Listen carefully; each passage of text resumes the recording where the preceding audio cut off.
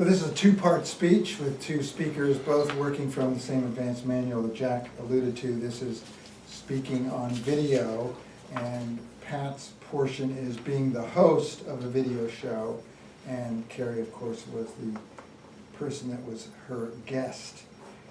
I loved the way that you started out. I thought you had a very strong beginning, and I liked the way you set up the chairs and looked at each other. It was very realistic, as best as we can make something realistic for a TV show.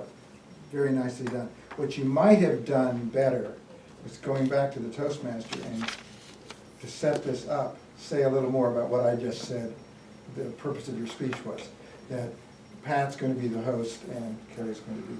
That way, we wouldn't have been at all unsure of what was going on. There was some reference to that in the printed material that's over there, but it's always good to have get as much mileage out of your Toastmaster.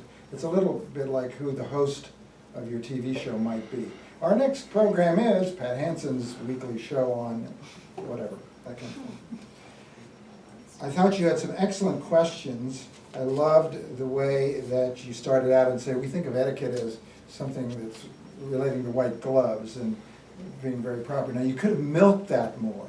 You could have said white gloves, and you could have been very proper. You could change your accent a bit, and put your finger up with a little T. And isn't that what I think it's all about? Does that really apply to any of us, except those people who live in Buckingham Palace or something like that? And also said, in terms of humor, you could have also said, when she was talking later about expanding etiquette, you said, do I have to be sort of like Donald Trump to get a laugh, you know?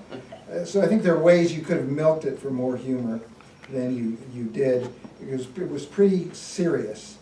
And could have been a lot more fun, I think. I liked your question about privilege and gender. The problem I have with it was that you let her off the hook with just talking about gender, and you never really got to the privilege part. So it was a three-part question.